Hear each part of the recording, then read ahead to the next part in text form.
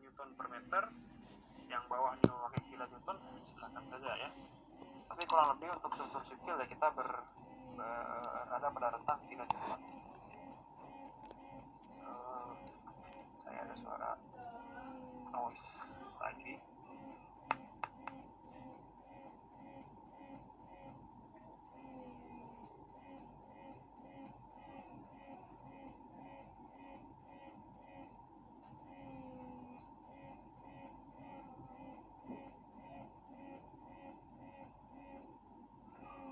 Cek. Iya Pak, masuk. Sempat terputus nggak tadi? Tidak Pak, tidak terputus. Cuma ada suara desisan gitu Pak. Ya, suara noise ya. Kok ada suara ya?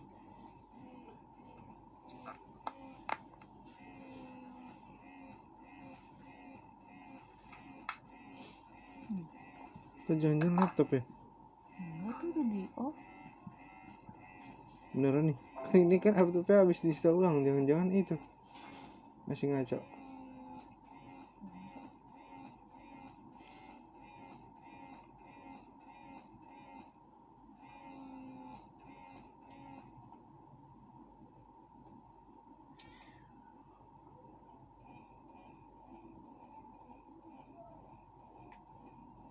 Di kalian juga terdengar nggak ya?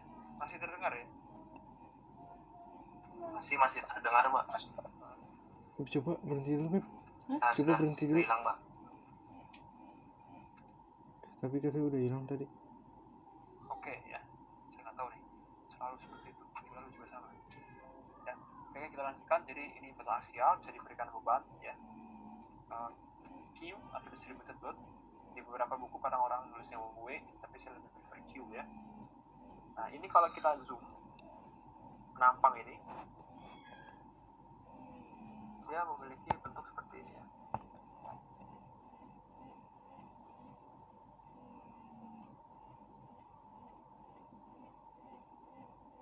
Ya. Jadi ini saya ambil contoh, ini suatu penampang yang bulat ya. Ini A itu adalah luasnya area. Bisa juga ya nggak bulat ya, apapun itu. Mau kotak ya sama saja ya. Yang membedakan ya hanya areanya, cara hitungnya beda ya. Juga sama, ini adalah area. Kalau L dia length ya, atau panjang. Jadi parameter yang digunakan untuk batang aksial itu dari segi geometri hanya dua ya, adalah dari segi geometrik properties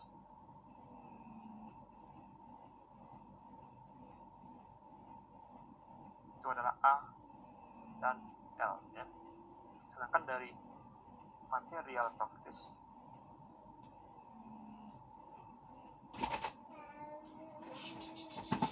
itu adalah E. Ini di luar, Aura. Ya. Wah, ini itu apa? Udah pernah belajar belum di ton atau Yang coba dihitungnya di mama kali. kalian Ininya dapat terus ajak baca berapa Haurus tuh. sekarang? Ininya pumpingnya di mama. Di mama. Iya, datang Boy. Satu Pak. Mekanika bahan. Kalau mekanika bahan Mekanika bahan semester lalu Pak. Nenek, nenek. kalau E apa? Modulus apa kalau E? Nenek. Lulus elastisitas bukan Pak. Ya betul ya, modulus elastisitas atau modulus Young ya. Young itu nama penemunya ya. Nah ini satuannya adalah biasanya Newton per meter persegi atau Newton per milimeter persegi. Kalau ini disebutnya Pascal, membawa disebut megapascal ya. Jadi MPa, TMB gitu ya, ini mega artinya. Kalau P nya itu harus besar ya, karena Pascal itu nama orang, penemu apa ya sebutnya ya, tekanan ya Pascal gitu ya. Jadi 1 Pascal sama dengan 1 Newton per meter persegi. Nah kalau mega artinya ya 1 kali 10⁻⁶ ya. Jadi 1 MPa sama dengan 1 1 Newton per meter persegi dikalikan 10⁻⁶. Jadi 1 kali 10⁻⁶ Newton per meter persegi ya. Ini jangan sampai salah unit ya. Nanti saya kasih soal bisa jadi satuannya nggak konsisten ya. Satunya dalam meter. Misalnya A ini bahkan dalam sentimeter ya, L-nya dalam meter, E-nya pakai Newton per milimeter ya. Saudara harus bisa konversi ke dalam unit yang sama ya. Tidak boleh tidak. Ya, pokoknya kalau nanti saudara melakukan perkalian pembagian antara A, L, dan E, unit harus konsisten sama, nggak boleh beda-beda. Oke, tahapan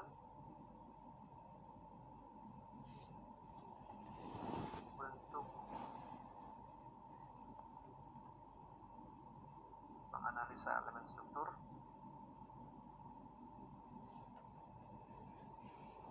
Yang pertama kita sebut sebagai kinematik. Ini masih tahapan yang kinematik, itu membahas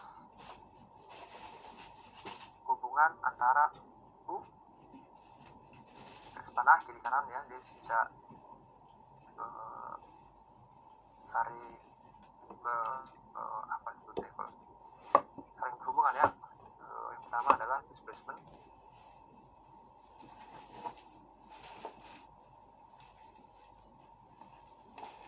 Ini adalah perpindahan. Dan yang lambangnya ini adalah epsilon ya. Dia adalah strain. Dia adalah rendangan. Harusnya sudah dipelajari juga ya, mekanika bahan. Ya, epsilon. Ini Greek letter ya, epsilon. Jadi dari displacement kita harus bisa mengetahui strain ya. Jadi kita rendangan. Yang kedua, kita berbicara tentang konstitutif.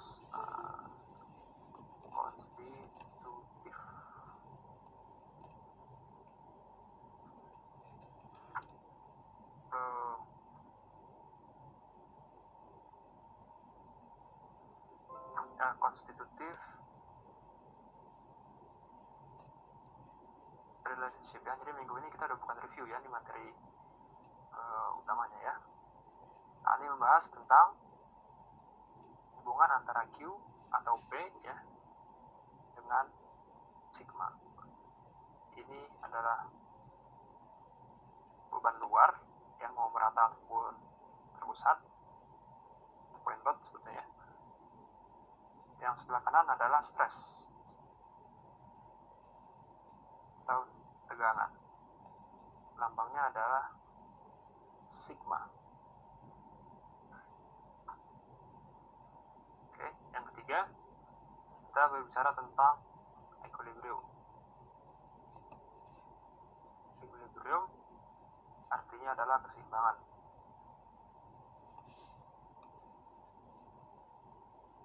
Nah, ini berbicara hubungan antara sigma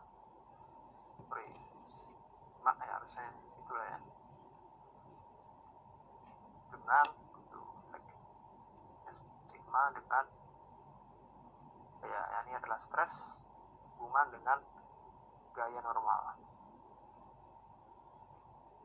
Lambangnya N ya, normal. Gaya ini adalah gaya dalam ya, gaya yang dirasakan oleh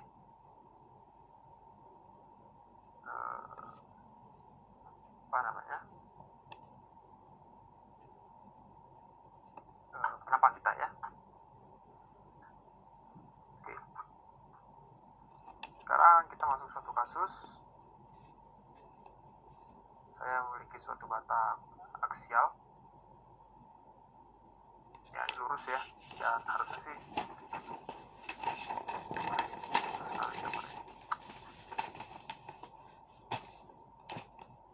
ya, lebih baik deh. Ya, dia ada suatu batang sepanjang L dengan sumbu X startnya dari kiri ke arah kanan. Ini X lokal ataupun global, nggak ada bedanya. Kita lakukan analisa untuk secuplik ya. elemen dengan besaran dx ya. Struktur ini kita berikan beban merata bekerja di sepanjang elemen sebesar Q. Nah, Q ini bisa merupakan fungsi dari X. Kalau Q merupakan fungsi dari X, berarti Q ini bisa jadi berubah-ubah ya. Bisa jadi bentuknya begini ya. Ini kalau secara vektor mungkin gitu ya. Makin lama makin ujung makin kecil ya. Ini Q-nya berubah-ubah. Dilambangkan dengan panjang vektor ya, ini panjang vektor. Kalau vektornya makin panjang berarti bebannya makin besar. Bisa juga dari kecil makin besar ya. Gitu ya. Atau ya konstan. Ya. Vektor. Dan berikan juga beban di ujung ya. Di titik ujung sebesar misalnya adalah F atau suatu fungsi. Ini bisa konstan, bisa enggak ya, ini masih konstan, ini masih konstan karena ini tidak ada fungsi dari posisi ya, jadi hanya F ya gitu. Nah, kita cek sekarang untuk elemen yang kita tinjau ya, tadi yang berwarna merah itu ya. Ada secuplik elemen sepanjang dx, yang dx ini sangat-sangat kecil. Ini saya sebut lagi infinitesimal, kayak saya udah sebut ya, infinitesimal artinya menuju nol, tak hingga kecilnya gitu ya, sangat-sangat kecil, infinitesimal, sangat-sangat kecil ya. Misalnya saya ambil sini kecil sekali ya, misalnya sini U1 itu titiknya adalah 1 mili ya. Misalnya di sini U-nya U2 ini 1,001 mili misalnya begitu ya, sangat-sangat kecil. Oke, itu contoh sangat kecil. Nah, di sisi kiri ini saya sebut U merupakan fungsi dari X ya. Di sisi kanan adalah U fungsi dari X tapi plus dx ya, X-nya plus dx. Jadi yang pengen saya tahu itu adalah U ya, karena struktur ini bisa bergerak kalau ditarik ya ke kanan oleh F dan juga oleh Q, bisa memanjang ya ke arah kanan. Nah, besaran panjangnya itu adalah U atau perpindahan.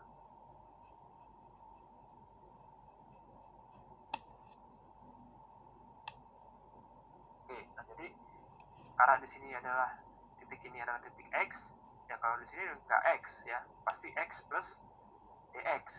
Ya, tadi ya, saya ambil contoh, misalnya tadi dx-nya 1 mili deh ya, 1 mili gitu.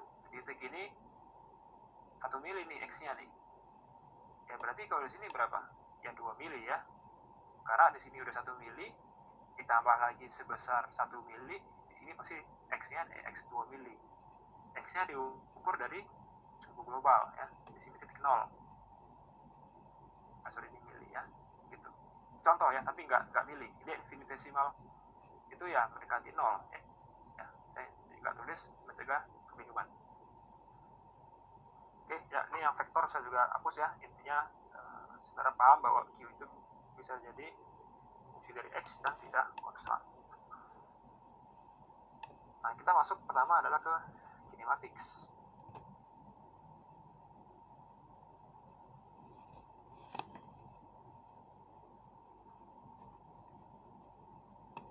Kita tahu bahwa strain atau regangan adalah pertambahan panjang dibagi panjang awal. Ya.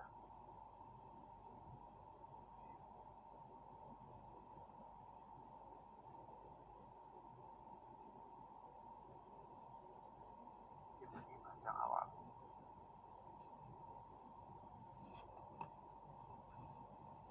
Ya, unitnya ya sama-sama meter per meter ya. Kalau pertambahan panjangnya sekian meter, yang awal sekian meter. Nah, berarti apa dia? Dia nggak punya unit ya. Strain itu unit plus, tidak punya unit.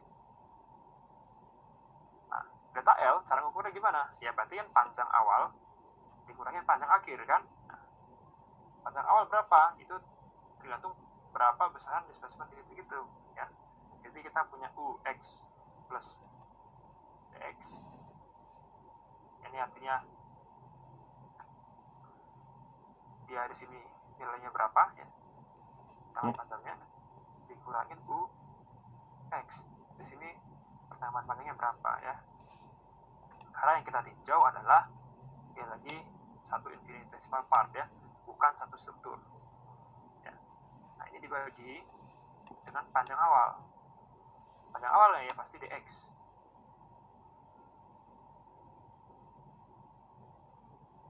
Aduh susah sekali ya, dibagi dx. Nah ini sama dengan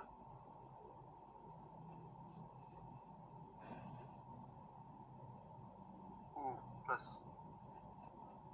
du kurangin u dibagi dx ya. Jadi u ini adalah perpindahan di titik x, sebutnya u, ditambah kalau misalnya di sini dia pindah lagi delta u ya, jadi u plus du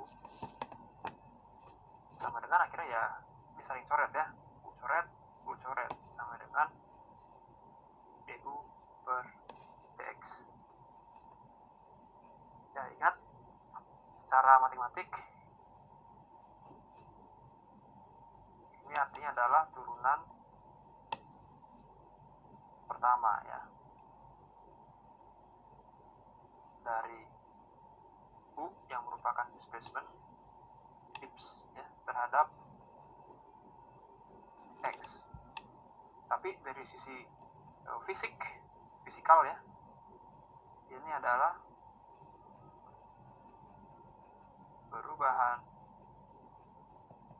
displacement terhadap panjang serat.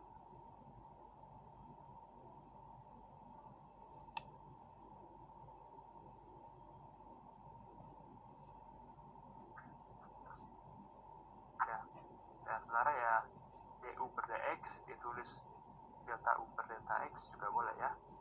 Tambahan panjang dibagi atau perubahan displacement ya, tambahan panjang atau perubahan displacement dibagi dengan panjang serat. Gitu ya, sehingga kita punya epsilon yaitu adalah ya turunan pertama dari u ya. Infinitesimal saya rasa udah nggak perlu dijelaskan ya, di sangat-sangat kecil artinya ya. Oke, yang kedua kita masuk ke yang disebut tadi konstitutif, hubungan konstitutif, kan konstitutif relationship ya, hubungan konstitutif.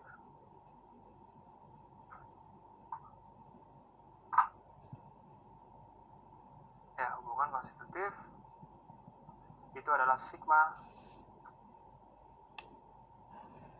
saya pakai itu, sigma sama dengan epsilon dikalikan modulus elastisitasnya E kali epsilon ya.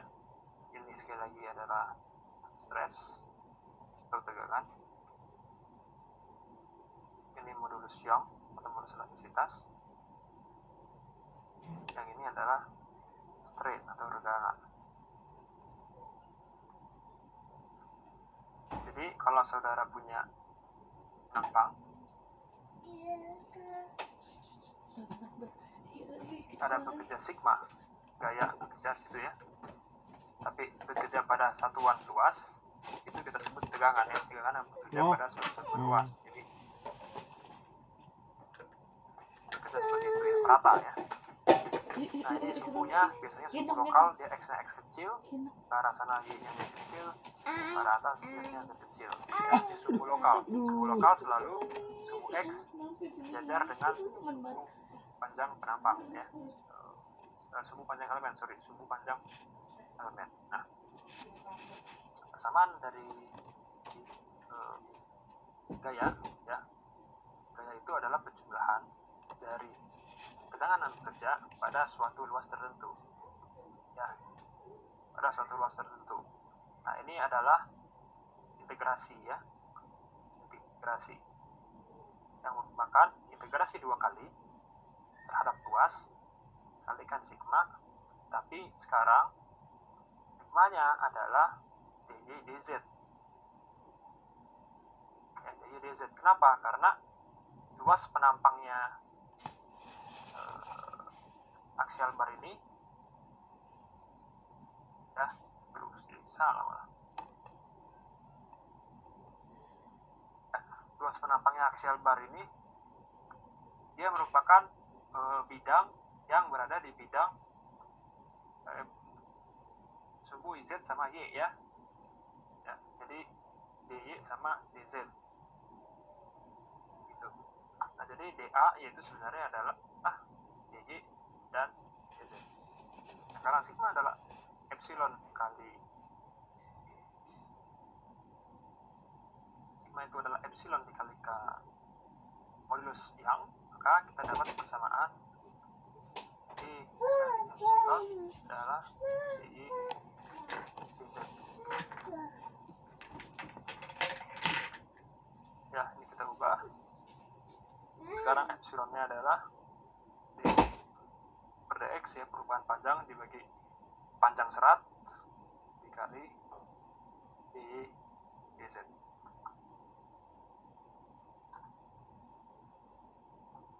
Oke, sebentar ya.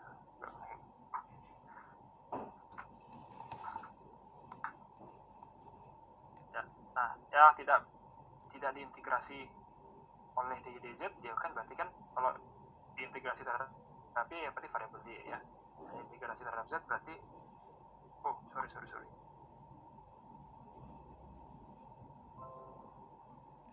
Oke, masih ini ya, masih nyambung, kita kira udah putus.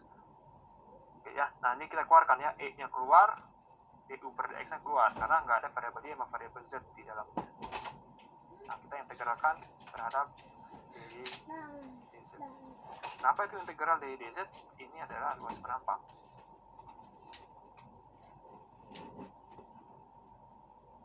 Nah, jadi kalau saudara punya suhu y, ini suhu z, saudara punya penampang seperti ini saya sebut misalnya y1,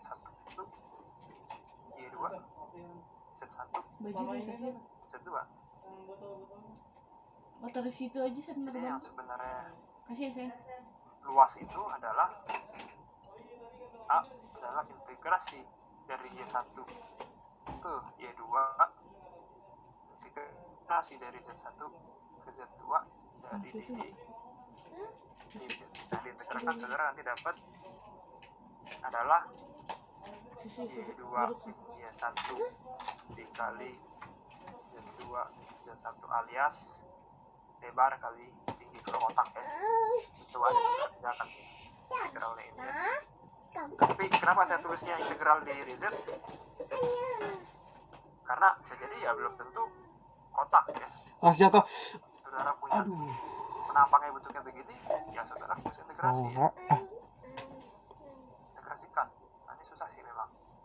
Ya, jarang juga kita pakai penampang seperti ini ya di struktur teknik sipil. Tapi secara teori seperti itu ya, integrasi dari fungsi pada suhu E dan fungsi pada suhu Z, kita akan mendapatkan luas penampang. Nah, sehingga kalau kita lanjutkan sama di atas,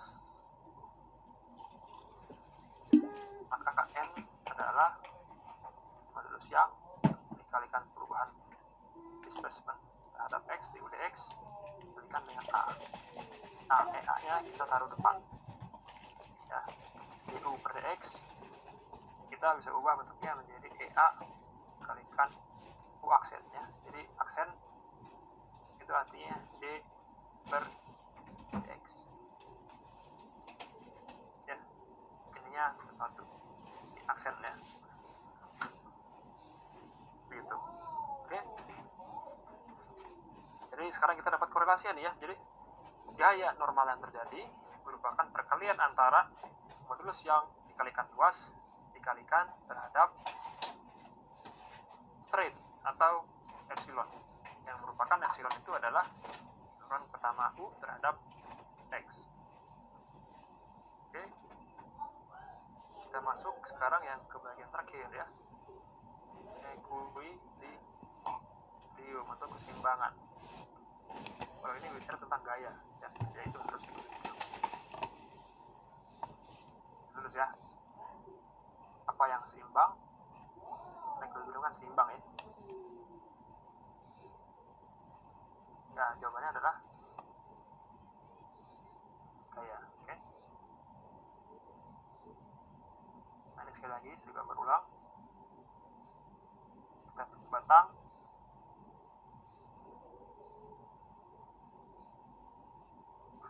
Selebar dx, terima gaya qx, ya, atau di sini juga ada p, tapi kan p nya f atau p ya, silakan ya, di ujung ya, tapi kan ini kan di sisi sana, kita nggak ngomong apa-apa karena kita nggak penting ini sekarang, nggak penting karena kita mesti berbicara di sini ya, karena di sini tidak ada gaya bekerja, hanya q saja ya. Nah, start X dari sini ya, keseimbangan gaya artinya apa? Karena Q ini bekerja di arah X ya, F juga bekerja di arah X, maka kita hanya berbicara tentang keseimbangan gaya, jadi sumbu X harus sama dengan 0. Saya tidak berbicara keseimbangan gaya di sumbu Y harus sama dengan 0.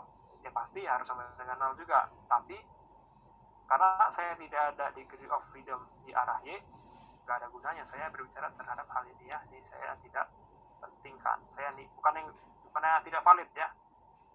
Persamaan ini valid, cuma tidak kita tinjau. Tidak penting karena degree of freedomnya kita asumsikan 32. Nah, jadi kalau kita punya tadi ya secuil serat sepanjang dx, sana bekerja ada ya, walaupun dia sangat kecil tapi tetap bekerja ada beban merata ya sebesar qx. Nah, ini adalah notasi dari tulisan. Kalau ke arah luar itu n-nya positif, ke arah kanan n-nya positif ya. Tapi kalau kita lihat ya, n yang keluar itu artinya dia dalam kondisi tarik ya, dia under tension atau dalam kondisi tarik ya. Ini notasinya yang paling sering digunakan di buku adalah ini. Bisa juga sih saudara tulisnya begini ya, ini n plus dn, cuma nanti akan mengacaukan ke belakang-belakangnya karena saya notasi yang saya gunakan adalah seperti ini ya. Ini konvensi ya, ini konvensi, saudara ikuti. Konvensi itu adalah kesepakatan ya, kesepakatan tanda, konvensi tanda. Nah, di serat yang sekecil ini kita harus melakukan sigma fx harus sama dengan 0 ya. Caranya gampang ya, kita jumlahkan saja total gaya yang bekerja di serat ini ya. Ini bekerja ke kanan ya, berarti nanti ini akan bekerja sama dengan beban rata, di mana beban rata ini bekerja ke kanan juga. Nah, ada satu gaya yang bekerja ke kiri, itu adalah n, bekerja ke arah kiri, jadi dia akan lawan ya ke arah kiri. Nah, ini kalau kita jumlahkan ya, sigma fx sama dengan 0, maka n plus dn, yaitu yang sebelah kanan ya, plus q kali dx. Ingat bahwa q satuannya bukan gaya, dia adalah kilonewton per meter, harus dikalikan dengan panjang serat untuk bisa mendapatkan resultante gaya akibat beban rata ini ya. Jadi q dx ke kanan minus gaya yang sebelah kiri ya, minus n, harus sama dengan 0. Nah, ini satuannya kilonewton, kilonewton, kilonewton. Kalau ini berarti kilonewton per meter, dx meter, n kilonewton. Ini bisa newton ya, bisa meganewton, silakan. Kalau saya prefer kilonewton ya, ini coret-coret jadi kilonewton ya, jadi gayanya. Jadi persamaan ini valid. Kalau saudara melakukan penjumlahan aljabar seperti ini untuk suatu bentuk fisik yang ada di dunia nyata, kalau unitnya berbeda, berarti persamaan saudara salah. Ya. Misalnya ini kilonewton, ini kilonewton. Ini saudara tambahkan suatu ruas. tapi satuannya malah jadi kilonewton meter misalnya, itu saudara salah. Ini tidak seharusnya ada di sini ya, contoh ya. Kalau saudara masukkan ini tidak tepat ya, harus satuannya seperti ini sama ya, dia konsisten, kilonewton, kilonewton, kilonewton, kilonewton. Nah, sehingga kita bisa coret ya, yang n ini kita coret keluar, kita dapat dn plus q dx sama dengan 0. Nah, berarti dn sama dengan minus q dx. dn per dx adalah minus q. Ya, jadi secara matematik ini adalah turunan n terhadap x. Kalau secara fisik adalah perubahan gaya normal terhadap panjang serat.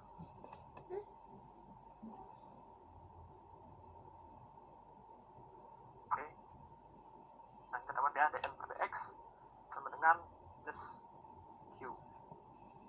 Oke, nah sekarang kita panggil lagi ya semua persamaan aspek itu turunkan dari kinematik, dari kinematik, konstitutif dan equilibrium ya. Kita call, panggil semua tuh, call epsilon, sigma dan n ya. Kita tahu bahwa strain adalah perubahan displacement dibagi panjang serat ya, du per dx itu turunan pertama dari displacement ya. Ini kita sebut sebagai persamaan satu ya. Lalu kita juga punya sigma adalah modulus Young dikalikan strain pertegangan. Ini kita sebut sebagai persamaan 2. Kita juga baru menurunkan di bagian konstitutif, di bagian konstitutif ya,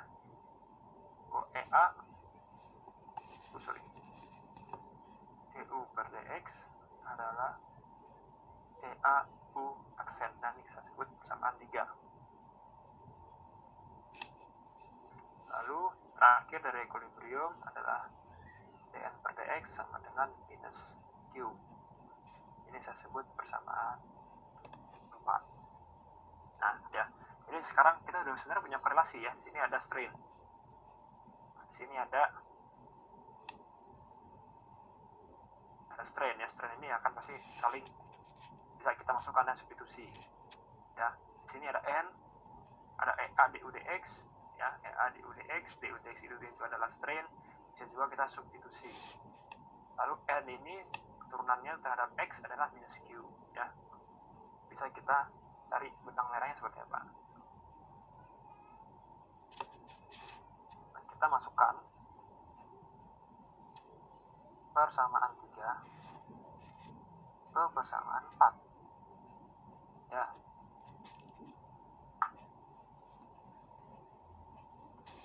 dn per dx adalah minus q, dimana n nya adalah ini ya. Maka Itu kalau nggak dimatiin d itu. per d per dx Aku di luar dari aja berarti. n nya adalah Hah? ea Apa dikit lagi? du dx Emang ya? Iya, kan udah harus sama 9. dengan minus q atau minus beban merata. Nah, ini ada turunan dalam turunan, akhirnya menjadi turunan kedua ya. Ini sudah saya jelaskan juga di video kalkulus ya.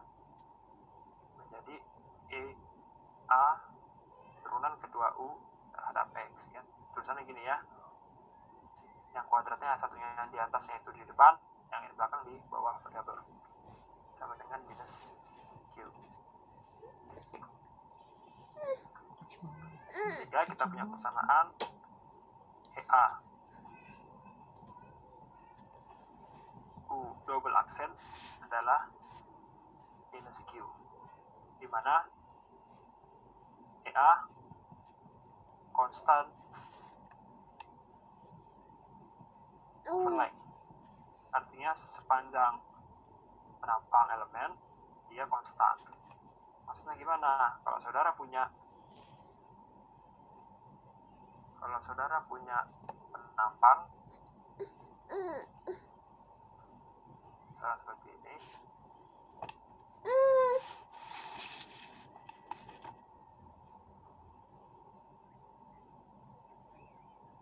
gitu ya, gitu. Nah ini hanya konstan nih, ini memenuhi persyaratan. Tapi kalau saudara punya penampang bentuknya mengkerucut atau mungkin berubah-ubah gitu ya,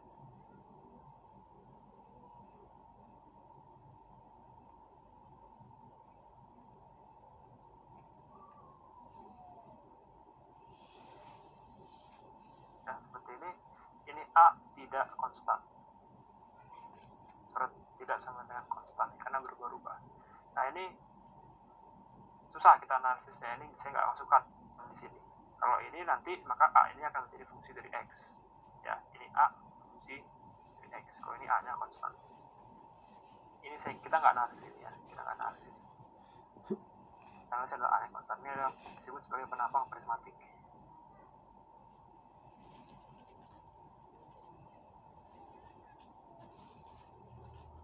Sekarang bisa juga sih, nanti kita lihat lah ya komplikasinya apa terhadap persamaan kita. Kalau akan menimbulkan komplikasi yang cukup mempersulit ya dari sisi perhitungan. Walaupun di sisi dunia nyata ya cuma berubah penampang gitu ya, tapi secara matematika akan sulit sekali. Oke, nah setelah itu saya akan berbicara mengenai apa yang disebut sebagai boundary condition.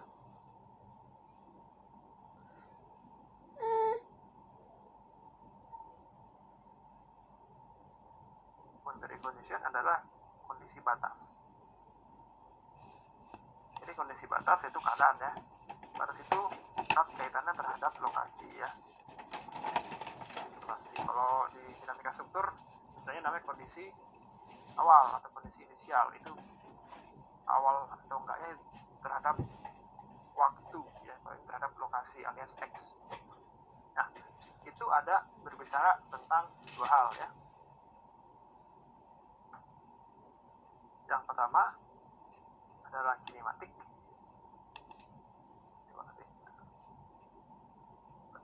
Ya. Yang pertama adalah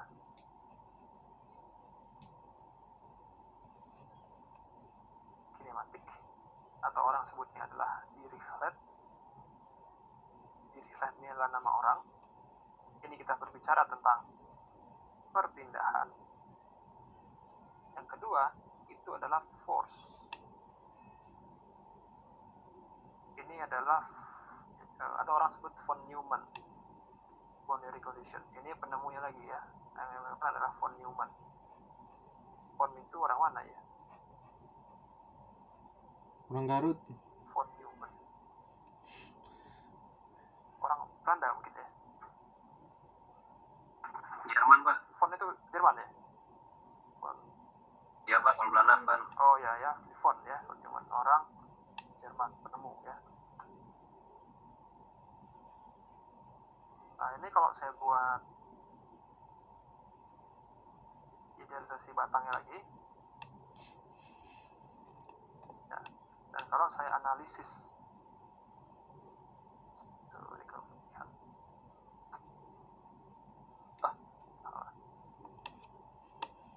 ini kalau saya analisis di sini sepanjang dx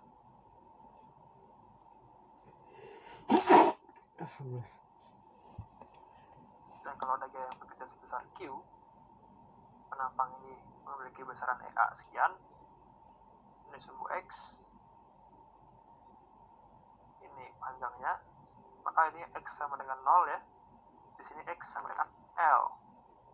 Dan kalau di ujungnya kita berikan gaya sebesar F, ya, maka saya akan mencoba menyusun boundary condition dari kasus ini. Saya sebut kasus ya, studi kasus.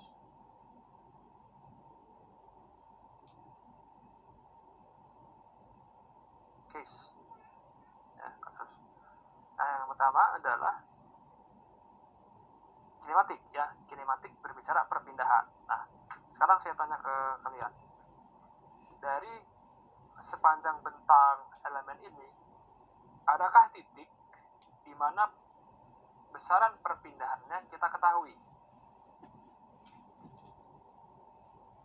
Ya, misalnya saya contoh, kan ditarik gaya kan F nih, ditarik gaya merata sebesar Q kan, pasti nanti dia akan memanjang nggak?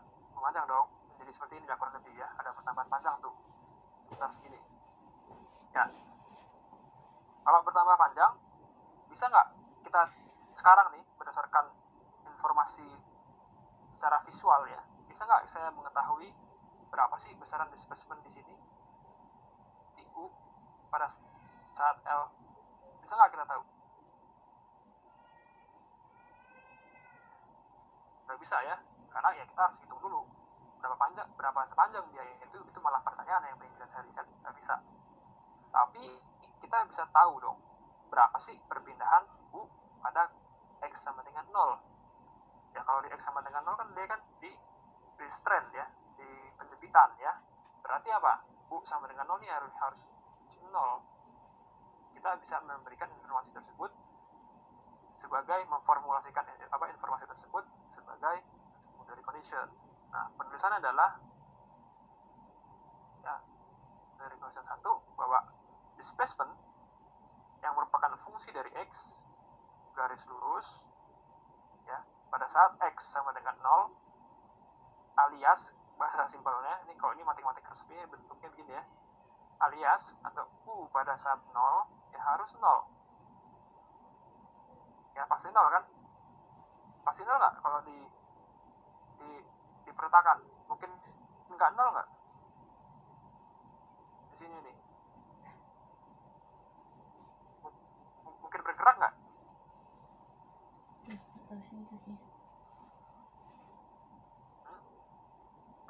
Enggak, Pak. Ya, pasti nggak, sampai kapanpun nggak akan bergerak karena dia kan constraint.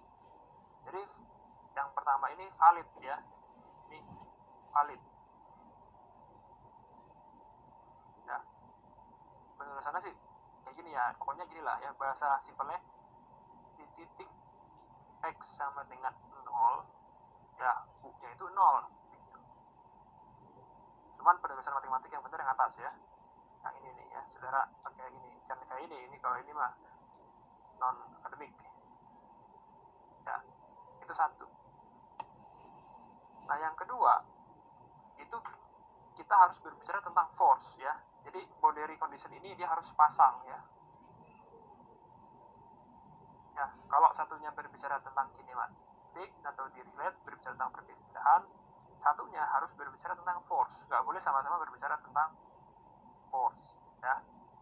Nah yang kedua itu bisa kita cari tahu di titik yang biasanya bukan merupakan titik yang sama dari titik yang kita tinjau di boundary condition 1. Nah titik itu ya cuma ada dua ya, kalau nggak kiri ya berarti di kanan. Nah kalau kita zoom nih, kita cuplik lagi ya seelemen ini, maka kita akan punya elemen ya, kita potong di sini ya. Ya ini jadi elemen yang kita tinjau nih ya. Lokasinya di mana? Lokasinya pada saat X sama dengan L ya. Ingat loh bahwa dx ini menuju 0 ya, bahwa dx ini menuju 0. Nah sehingga kita bisa lihat bahwa di sini ada gaya berpindah sebesar F ya, ya di titik ujung ada gaya sebesar F ya, dan selalu ada counter X sebelah kiri, itu adalah N, dan itu gaya normal yang terjadi, yang sebenarnya N adalah fungsi dari X ya, tapi pada saat X sama dengan 0 maka ini adalah N, maka ini adalah N pada saat L ya. Dan ingat bahwa equilibrium harus selalu tercapai, maka sigma F, sigma force di arah X harus sama dengan 0 ya. Ingat konvensi tanda harus, kalau ini ke kiri ini ke kanan ya, selalu seperti itu ya, konvensi tanda. Terus di sini nah, ini disebut tension ya, selalu berlawanan gitu.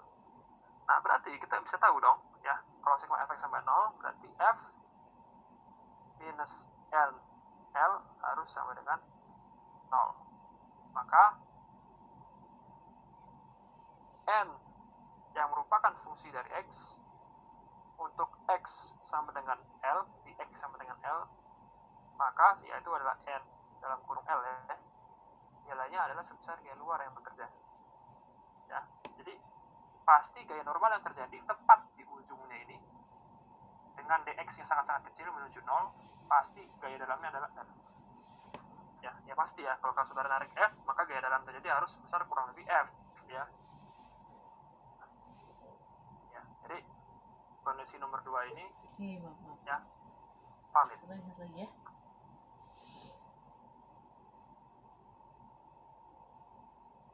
Oke, ya.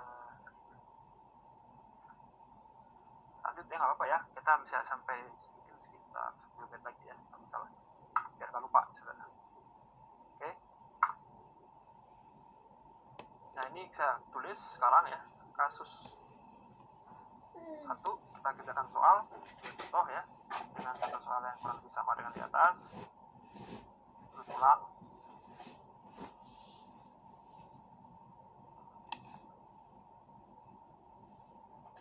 Ya gitu ya, bekerja Q.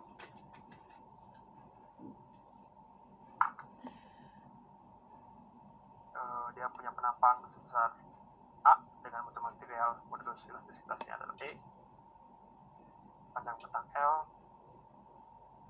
suku X bekerja ke kanan, ini X sama dengan L, dan bekerja gaya F di ujung. Kita asumsikan pertama 0 dulu ya, 0 dulu. Nah ingat, kita balik lagi ke tadi bersama di atas bahwa EA D kuadrat U X kuadrat sama dengan minus Q ya. EA U double aksen, turunan kedua dari U adalah minus Q. Ini saya sebut sebagai persamaan 1. Oke, nah persamaan 1 ini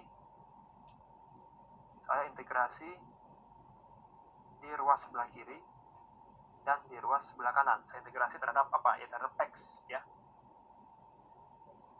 Cuma saya nggak tulis nih, sebenarnya ada dx ya, saya nggak tulis, saya integrasi ya.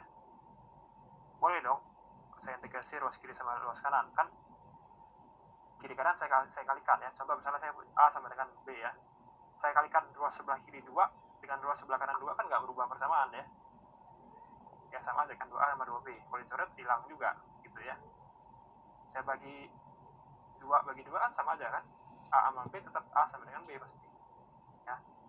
Jadi prinsip yang sama saya terapkan di sini. Ruas sebelah kiri saya integrasi terhadap X, ruas sebelah kanan saya integrasi terhadap X. Nah turunan kedua kalau diintegrasi akan menjadi turunan pertama. Ini sudah kita bahas di video kalkulus. Nah sekarang minus Q ya, kita integrasi terhadap X, berarti akan menjadi minus Q kalikan X ya, plus C1. Ingat ini adalah integrasi tak tentu sehingga muncul adanya konstanta ya. Ini saya sebut sebagai persamaan 2. Nah terus sekali lagi saya nggak mau ada turunan, saya integrasi kedua buah ruas sekali lagi terhadap apa ya, terhadap X ya. Jadi integral dalam kurung minus QX plus C1 dx. Nah ini menjadi EA karena turunan pertama diintegrasi menjadi ya nggak ada turunan ya, jadi fungsi itu sendiri. Ini menjadi setengah QX kuadrat plus C1X plus C2 ya. Ini saya sebut sebagai persamaan 3 ya. Itu prosesnya. Nah, itu prosesnya. Nah ini kita tulis ulang ya, kita tulis ulang di bawah. Kalau ini ribet ya, saya cuma ngambil sekarang. Terus ini saya tulis di merah aja deh. Nah, persamaan 1, 2, 3 ya. Nah ditulis ulang.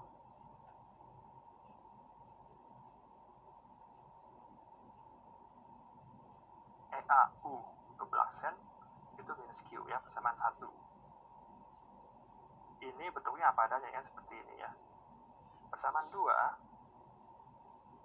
EAU aksen sama dengan minus Q X plus C1. Ini persamaan 2. Ingat bahwa EA kali U aksen apa? Di atas ya. EA kali U aksen, ya EA kali U aksen adalah N, gaya normal. Sehingga ini bisa kita tulis bahwa ini adalah N, fungsi dari X ya. Adalah EA U aksen minus X plus C1. Sedangkan EAU adalah minus setengah X kuadrat U. Oke, geser mouse. Ditambah C1X plus C2. Nah, ini belum berarti apa-apa ini ya. Ini apa ini? Nggak jelas.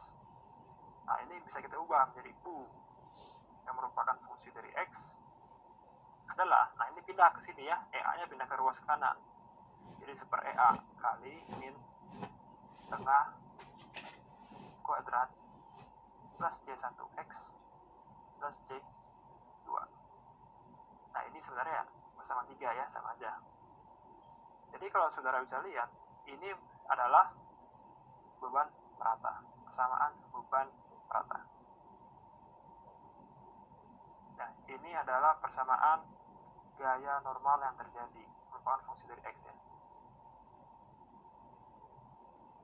Nah yang paling terakhir, ini adalah fungsi dari perpindahan atau displacement. Jadi intinya ya sebenarnya kita cuma pengen menurunkan 3 persamaan ini aja, sebenarnya begitu. Nah ini bisa kita lihat lagi ke persamaan awal, kita harus bisa menentukan ya adanya tadi boundary condition ya. Boundary condition satunya pasti berbicara di tumpuan, satunya biasanya di titik berlawanan ya, di titik kanan ya. Tapi gayanya 0 nih sekarang ya. Kita buat boundary condition.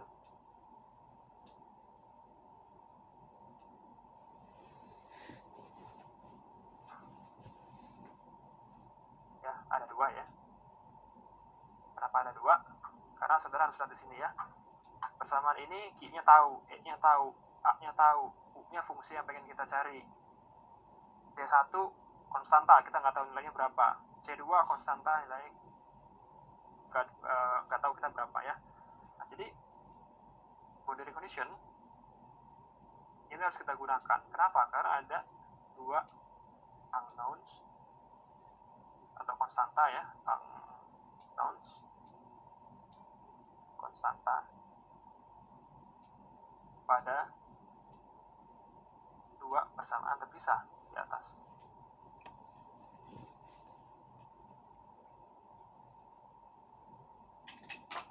Nah, sehingga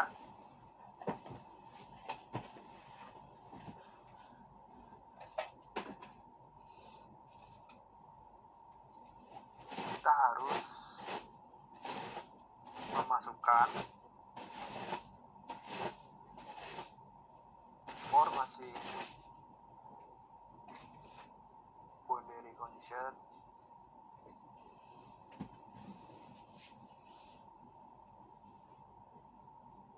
ke mana persamaannya. Yang berbicara tentang displacement adalah 3 ya, itu tadi Dirichlet. Berbicara tentang gaya normal itu di persamaan 2 ya, berbicara tentang gaya normal ya. Jadi kita masukkan ke persamaan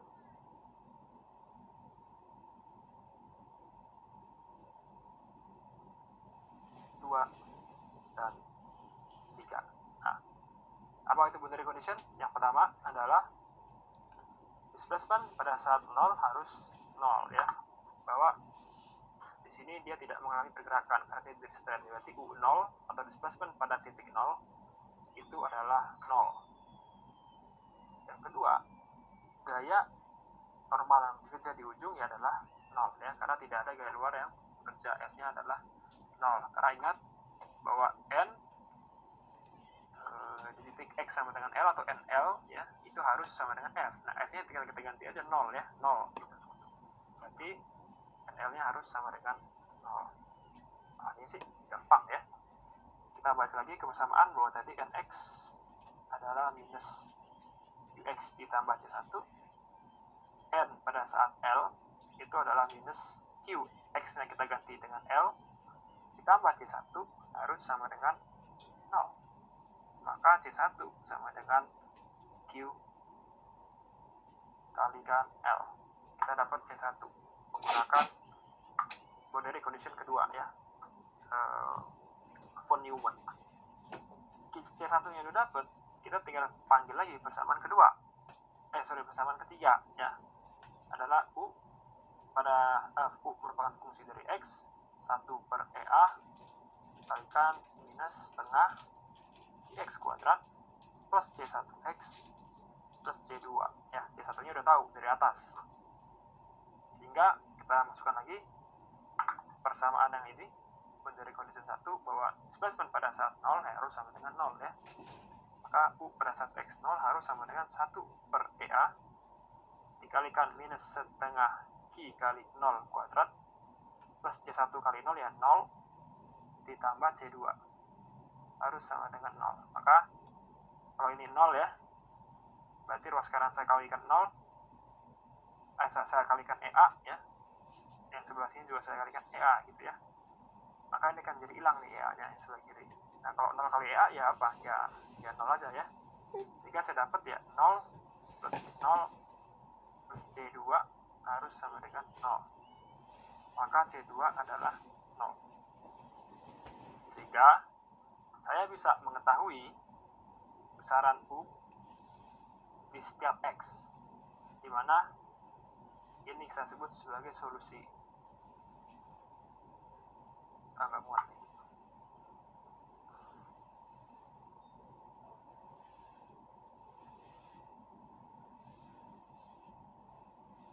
Dan C2 harus sama dengan 0 ya.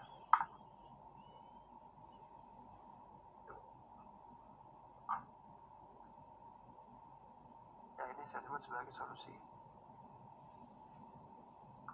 Dan solusinya adalah maka displacement merupakan fungsi dari X adalah 1 per EA kurangin 1 setengah Qx kuadrat plus QL kalikan X ya. Dan gaya dalam normal yang terjadi adalah minus Qx plus Q kalikan L. Berlaku untuk ya ada domainnya ya, berlaku untuk rentang 0 kurang dari X sampai dengan kurang dari L ya. Artinya apa? Untuk berlaku X, maksudnya apa ini? X dari 0 sampai L. Nah, kita uji coba aja deh ya. Kita uji coba. Ya, kita uji coba, kita masukkan 0 ya. Pada saat U-nya 0 berapa ya? Berarti ya 0 ya, 0 bener ya. Berarti korek. Terus di ujung L ya, kita masukkan L. N kalikan N pada saat L adalah minus QL plus QL 0 lagi kan ya, berarti korek, sudah memenuhi persamaan. Jadi dari bentuknya yang tadi seperti ini, pertanyaan besarnya adalah berapa sih U di setiap X dan berapa sih N di setiap X. Nah jawabannya adalah ini ya, U di setiap X adalah ini. Saudara tinggal masukkan aja, mau X nya setengah L masukin ya, X nya 0 masukin ya, X nya di ujung pada saat L masukin. Nah ini bisa saudara plot ya, saudara bisa plot. Yang kedua, NX juga sama ya, ini juga bisa saudara plotting ya. Nah saya berikan tugas 1 ya, buat plot di atas untuk U fungsi dari X dan N fungsi dari X ya, gunakan E A nya 1,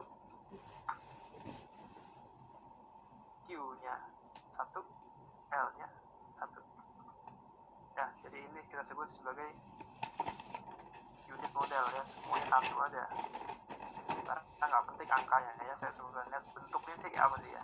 Jadi saudara masukkan ke sini ya, EA nya 1, Q-nya 1, L-nya 1. Nah, saudara bermain dari X-nya 0 sampai 1. Ya, saya pengen lihat bentuk U-nya seperti apa. Jadi nanti saudara plotting. Ini ya dari 0 sampai 1 alias L ya. Ini kan 1. Ini adalah U fungsi dari X. Ya, saudara plotting. Ini adalah X ya. Ini plot 1. Yang plot 2, saudara plot ini X, ini N fungsi dari X dari 0 sampai L-nya 1. Ini plot 2. Kerjakan di Excel.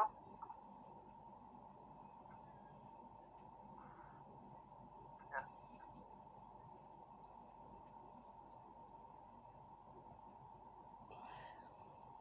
Kerjakan di Excel, kumpulkan via email.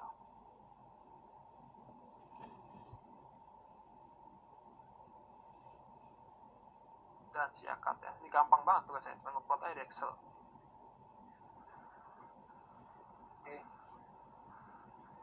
Ada yang bersuara nih? Ada yang mau bertanya atau gimana?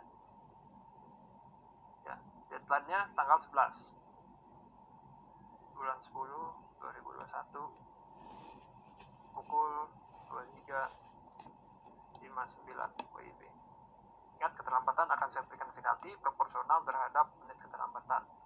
Dilarang mencontek ya, karena saudara pakai Excel ya, sangat rentan mencontek, menyalin.